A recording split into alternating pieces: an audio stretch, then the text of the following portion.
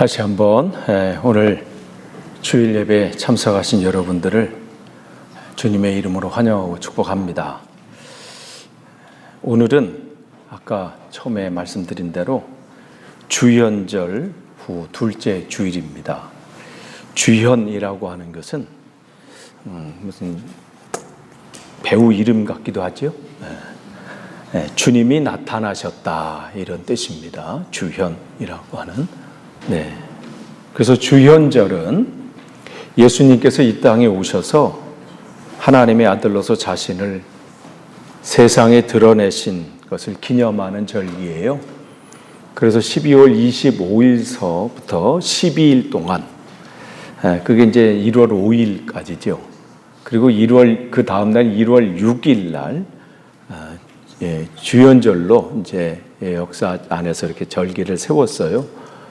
왜 12일간에 이렇게 기간이 뒀나? 또 그런 얘기도 있어요. 동방 박사가 별을 보고 거기서부터 여기까지 오는 길이 한 12일 정도 걸렸대요. 그래서 이렇게 하기도 하고. 그런데 그래서 주현절 전날, 그러니까 매년 1월 6일이에요. 그래서 5일 날은 그래서 그동안 12일간의 그 축제는 이제 마무리하고 이젠 주님의 주되심, 이제 신성을 하나님 아버지 되심을 또 주되심을 선포하는 날이어서 그 전날에 여기 있는 성탄 틀이나 모든 장식은 그래서 전날에 다 철거하는 거예요. 그래서 영국 안에서 또 그러한 또 얘기가 있어요. 그날 철거하지 않으면 애군이 들어온다. 하여간 별게 다 있으니까 빨리 꾸물거리지 말고 이제 성탄절 잘못하다간 어떻게 내년 또 성탄절 오거든요. 지난주 금요일 날 여러분 뭐가 멀끔하지 않아요? 양쪽 양날개? 금요일 날 말씀드렸는데 양쪽 두 날개가 있었어요. 무슨 날개? 선풍기. 작년 여름에 했던 선풍기를 치워야지 하다가 예배당 들어올 때는 저 오늘 꼭 치우고 가리라. 갈 때는 바빠서 가. 왜냐면 뒤에 안 보이거든. 뒤쪽에 있잖아. 그래서 올 여름 오기 전에 치웠어요. 그래서 또 이계숙 권사님 또 커버를 또 촥 그냥 해서 드디어 치웠습니다. 그런 지금 여러분은 그래서 주보에 이렇게 예배 순서 맨 위에 보면 주현절 제2주 이렇게 써 있는 거 보면 그게 이제 교회 이렇게 절기들이 이렇게 쭉 가는 거예요. 그래서 우리는 이 어두운 세상에 빛으로 오신 주님을 묵상하며 우리의 삶 가운데 우리의 삶 구석구석을 그 빛으로 비춰 보아야 할 때입니다. 올해 우리 교회의 표어는 예수님을 따르는 삶, 그것을 표어로 세우고 지금 믿음의 경주를 시작한 지 지금 3번째 주일입니다. 누가복음 9장 23절에 나를 따라오려거든 자기를 부인하고 날마다 자기 십자가를 지고 나를 따라오너라. 주님의 엄중하면서도 영광스러운 초대입니다. 근데 이게 단순히 구호나 주보 제일 앞면에 표지에 적힌 글귀로 끝나지 않으려면 우리는 구체적으로 질문을 해야 합니다. 도대체 예수님을 따른다는 것은 무엇인가? 그리고 따르는 것은 어떻게 시작해야 하는가? 오늘 본문이 요한복음 1장의 이 말씀은 그 첫걸음을 우리에게 보여줍니다. 오늘 본문은 세례 요한과 그 두 제자의 이야기로 시작을 합니다. 당시 세례 요한은 이스라엘에서 가장 영향력 있는 예언자입니다. 그도 그럴 것이 구약성경 말라기서가 끝나고 마태복음 이 사이에 300에서 한 400년간 그야말로 신앙적으로는 암흑기였어요. 아무던 예언자가 등장하지 않는 시대에 드디어 광야에서 외치는 한 소리를 발견하고 사람들이 그곳이 광야, 참 접근하기 어려운 곳임에도 불구하고 사람들이 모여들기 시작합니다. 드디어 하나님께서 우리에게 뭔가 말씀하시려고 하나님의 사람을 보내셨구나. 어떤 사람들은 그를 메시아라고 얘기도 했습니다.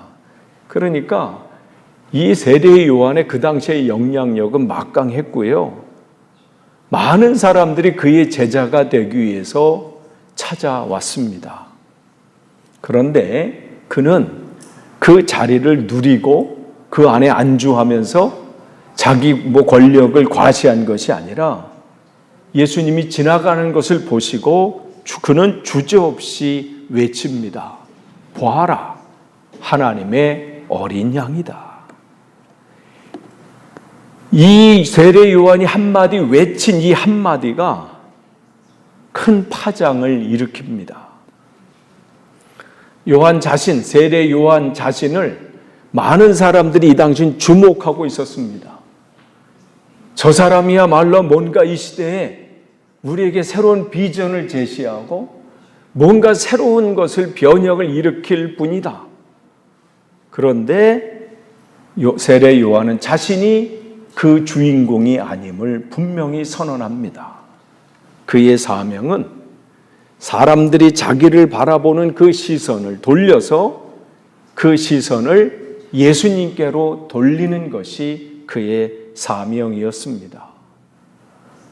이 말을 들은 세례 요한의 측근 중에 측근이었던 그 두 제자는 즉각적으로 반응을 합니다. 그래서 두 제자는 여기 요한이라고 하는 건 세례 요한이에요. 하는 말을 듣고 머뭇거림 없이 예수를 따라갑니다. 따라갔다는 것은 단순히 뒤쫓아간 것을 얘기하는 게 아니라 그들의 입장에서는 스승을 바꾸는 것입니다. 세례 요한의 입장에서 보면은 야, 그래도 이렇게 갑자기 말할 정도로 서운할 수도 있어요. 근데 성경은 그런 걸 자세하게 기록해 놓지 않습니다. 왜 그런 마음들, 그런 걸 기록하지 않고 이들의 결단을 우리에게 보여줍니다. 그들은 익숙한 세례 요한을 떠나서 낯선 예수님을 향해서 삶의 방향을 전환합니다. 예수님을 따르는 삶은 바로 여기서 시작됩니다. 익숙한 것에서 낯선 것으로. 우리가 지난해 익숙한 것들이 많이 있어요. 그러면서 이제 새해 들면서 낯선 것을 붙잡기로 결심하잖아요. 작년에는 내가 그냥 먹고 싶은 거만 먹고, 여기야 덜하지만 야식이라는 단어는 영국에서는 그렇게, 야식해야 뭐가 없어, 사실은. 이 한국 같은 경우는 이제 야식의 유혹이 많을 텐데, 습관적인 게 야식을 먹는다든지 뭘 한다든지 그런 것이 있다면 그런 익숙한 것을 내 몸과 건강을 위해서 익숙한 것을 내려놓고 낯선 것을 선택하는 것. 그런 것처럼 신앙에서도 마찬가지예요. 누구의 증언을 듣고 나의 시선을 예수님께 고정을 하고 그분을 향해서 발걸음을 옮기는 결단. 이것이 바로 예수님을 따르는 삶의 시작이지요. 예수님은 자신을 따라오는 그 두 제자를 바라보고 그들을 외면하지 않았습니다. 그러면서 돌아서서 물으세요. 너희는 무엇을 찾고 있느냐? 지금 이 두 제자, 성경에서는 한 사람은 안드레라 이렇게 얘기했고 또 이 한 사람은 많은 학자들은 사도 요한이라 이렇게 얘기를 합니다. 그러니까 안드레와 사도 요한이 세례 요한을 쫓아갔다는 것은 정말 하나님에 대해서 알고 싶고 또 그 믿음의 삶을 살기를 원하는 그 열정이 그들에게 있었던 거예요. 그래서 세례 요한을 통해서 뭔가를 얻기를 바라는 마음으로 찾아 나섰던 것이죠. 그러한 두 제자에게 주님은 너희는 무엇을 찾고 있느냐 이 질문을 하십니다. 이 질문은 오늘 이 자리에 앉아 있는 우리에게도 동일하게 던져집니다. 여러분은 오늘 교회에 오셔서 또 신앙생활 하시면서 무엇을 찾고 계십니까? 위로받기를 원하십니까? 아니면 기도하는 가운데 주님 성공하기를 원합니다. 이것을 찾고 계십니까? 아니면 주님 저는 진리 그 자체이신 예수님을 찾습니다. 제자들은 그런 질문 앞에 이렇게 질문합니다. 랍비님, 어디에서 묵고 계십니까?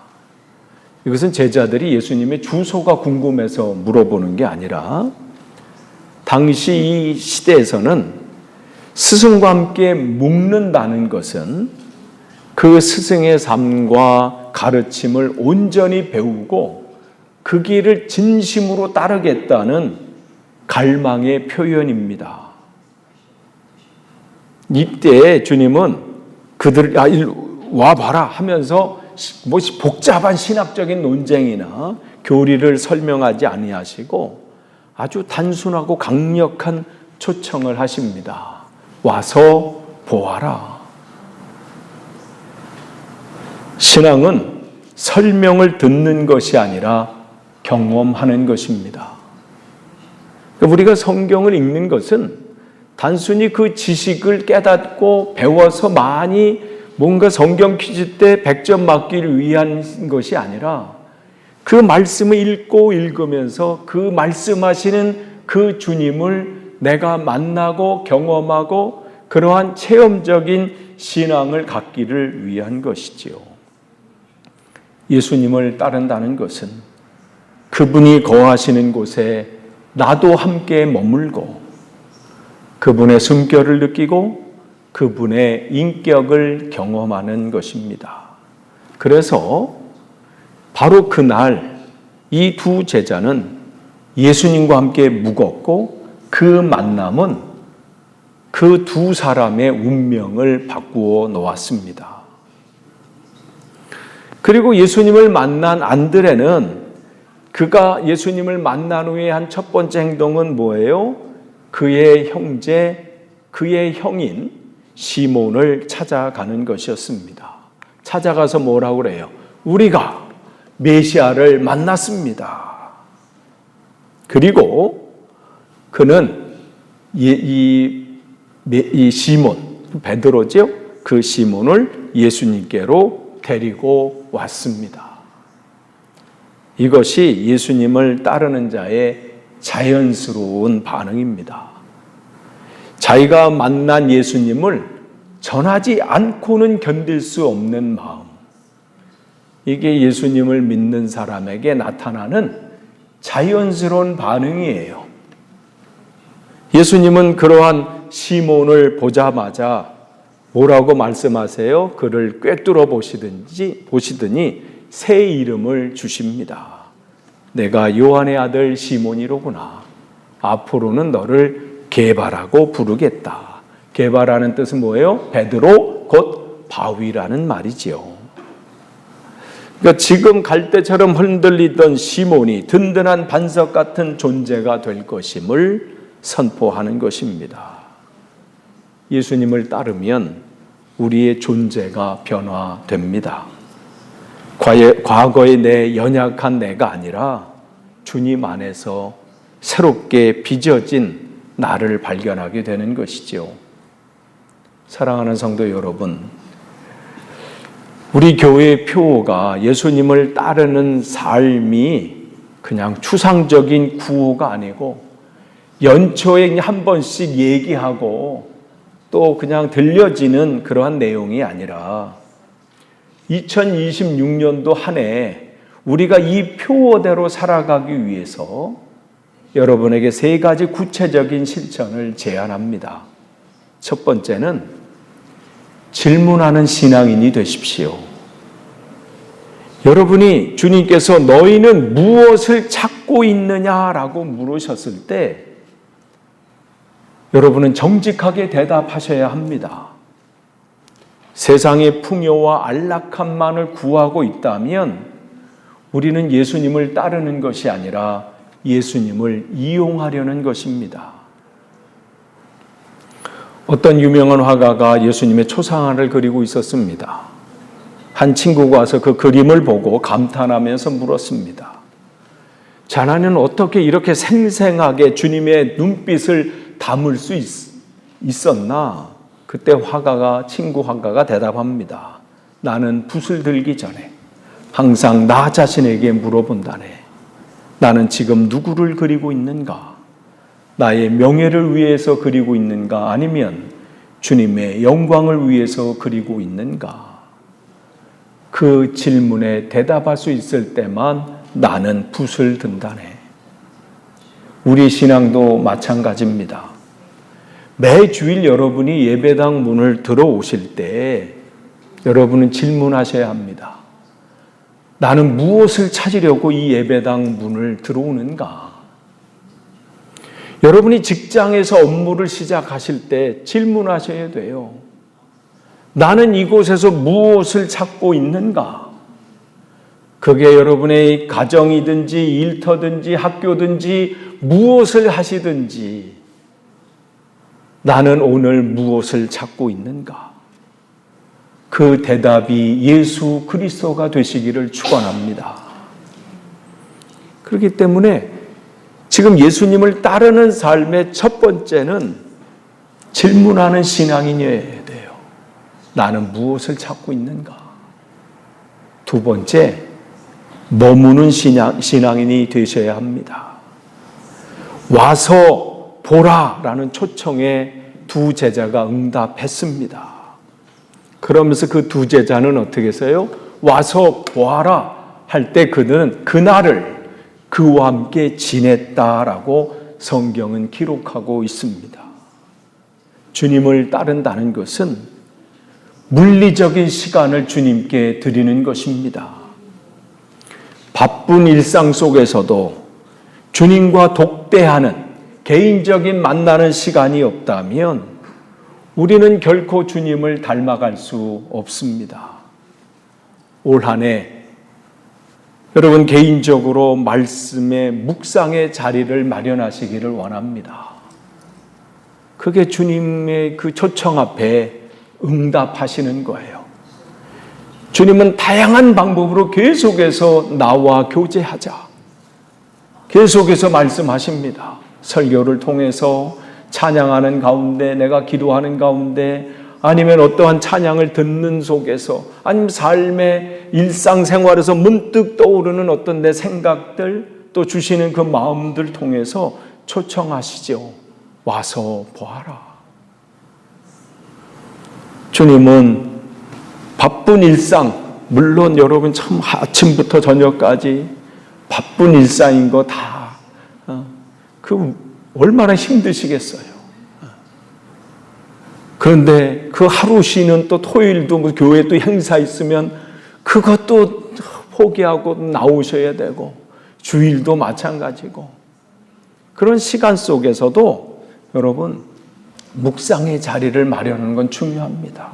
또한 기도의 골방을 지키십시오. 여러분의 가정에 기도의 제목이 있지요. 여러분의 자녀를 향한 기도의 제목이 있을 겁니다. 지난주 금요일 날 말씀 전하면서 그냥 막연하게 주님 알아서 해주세요가 아니라 구체적인 그것을 가지고 그림을 그려서 오라, 이 말씀을 드렸어요. 올 한 해 여러분이 하셔야 될 일을 구체적으로 그리세요. 주님, 우리 자녀가 이러한 자녀가 되기를 원합니다. 그걸 가지고 하나님께 간구하는 거예요. 예수님이 묵고 계신 말씀의 집으로 들어가십시오. 눈으로만 성경 읽는 것이 아니라 그 말씀 속에 거하며 주님의 음성을 듣는 체험이 있어야 합니다. 와서 보아라, 이 말씀은 오늘도 우리에게 유효합니다. 머리로만 아는 예수님이 아니라 가슴으로 만나는 예수님이 되어야 우리의 삶의 변화가 있습니다. 또한 세 번째, 안드레가 자기가 그 주님을 만나고 말씀을 듣고 거기서 끝나지 않았죠. 자기가 만난 그 주님을 바로 자기 형인 베드로에게 전했습니다. 변화되어 전하는 신앙인이 되십시오. 우리가 뭔가 좋은 것이 있으면 소개하려고 그래요. 어떤 중요한 이거 꼭 저분도 아셨으면 좋겠다. 뭐 맛집도 마찬가지잖아요. 어떤 맛집을 발견하면 정말 이거 알려주고 싶은 게 있어. 어디 가니까 우거지 갈비탕이 맛있습니다. 뭐 이렇게. 그 집은 좀 요즘 어디라고 제가 말은 안 해요. 맛이 약간 변한 듯해요.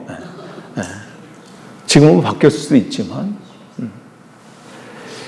예수님을 만난 기쁨은 필연적으로 전도로 이어집니다. 41절에 그는 주님을 만난 다음에 바로 와 보라 이렇게 얘기하는 거예요. 우리가 메시아를 만났습니다. 우리에게 이 안드레처럼 하나님의 이 말씀을 전할 수 있는 용기가 필요합니다. 무슨 그를 만나서 거창한 신학적인 설명을 하고 뭐 대단한 것을 얘기하지 않아도 좋습니다. 내가 만나보니 참 좋더라. 나와 함께 가보자. 이러한 진솔한 고백이면 충분합니다. 또한 예수님은 그렇게 주님을 따르고자 하는 결단을 하고 그 길을 걷는 그들에게 새로운 이름을 주십니다. 세상은 어쩌면 우리를 별 볼 일 없는 사람, 또 아니면 실패자라고 얘기할 수도 있고 내가 뭘 할 수 있어? 라고 얘기할 수도 있습니다. 그러나 우리 주님은 우리를 보시면서 너는 내 제자다. 너는 세상의 빛이다. 불러주십니다. 끝을 맺겠습니다. 세례 요한의 두 제자가 예수님을 따라 나섰던 그 다음 날이 바로 오늘 우리에게 그 오늘이 되기를 바랍니다. 지금 여러분을 향해서 우리를 향해서 주님이 묻고 계십니다. 너는 무엇을 찾고 있느냐? 여러분 그 질문 앞에 망설이지 마시고 주님, 저는 주님을 찾습니다. 주님이 계신 곳에 머물고 싶습니다. 그렇게 주님과 함께 거하며 우리의 형제와 이웃을 주님께로 인도하는 복된 한 해가 되시기를 축복합니다. 시몬 베드로를 바꾸신 주님께서 저와 여러분을 또 새롭게 빚으실 것이고 예수님을 따르는 그 삶은 단순히 구호가 아니라 올 한 해 열매로 우리에게 맺게 하실 겁니다. 그러한 저와 여러분이 되기를 축복합니다. 기도하겠습니다. 하나님 감사합니다. 오늘 주신 말씀을 다시 붙잡습니다. 올 한 해 진짜 예수님을 따르는 삶, 오늘이 그 시작이 되길 원합니다. 함께 해주시고 승리케 하옵소서. 예수님의 이름으로 기도합니다. 아멘.